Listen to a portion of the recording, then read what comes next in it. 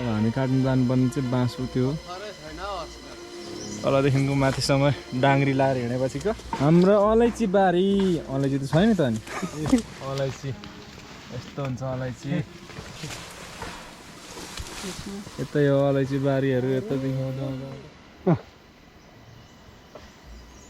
है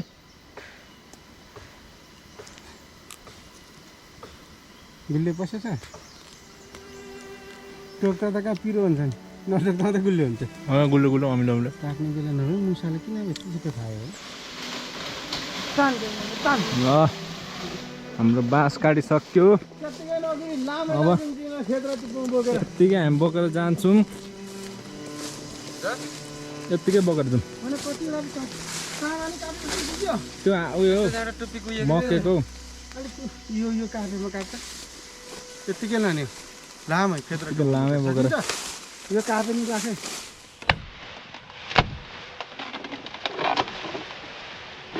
धेरै दिनपछि आज मौसम पनि मजाले उग्रेको छ।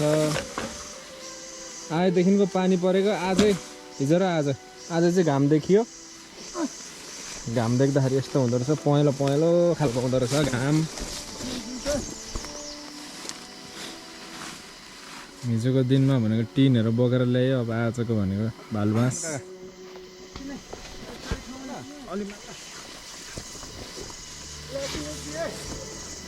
त्यो बिचमा झन् म परेको ढक्क लाग्यो त टाढ परेर। बाँस बोकाइ दामी छ।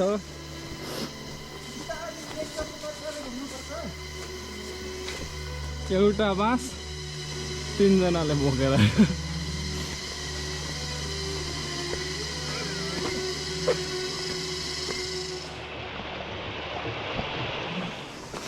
यता ठोक्यो भित्र।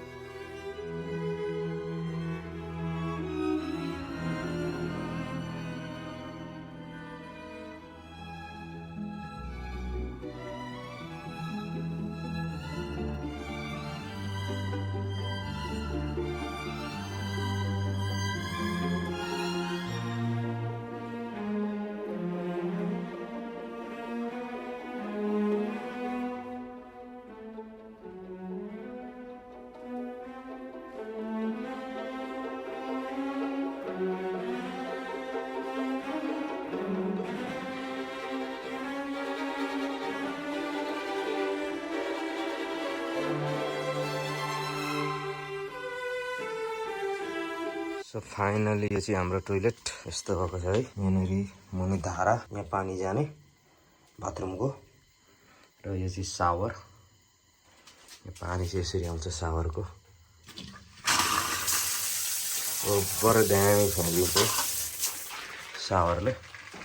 र यहाँ नयाँ डिजाइन एकदमै टोइलेट, यहाँभित्र टोइलेट र यो चाहिँ नयाँ डिजाइन। यो पानी फ्लास गर्ने, टोइलेट फ्लास गर्ने यहाँ तल यहाँ यसरी बनाएको छ। यो कागजमा तानेको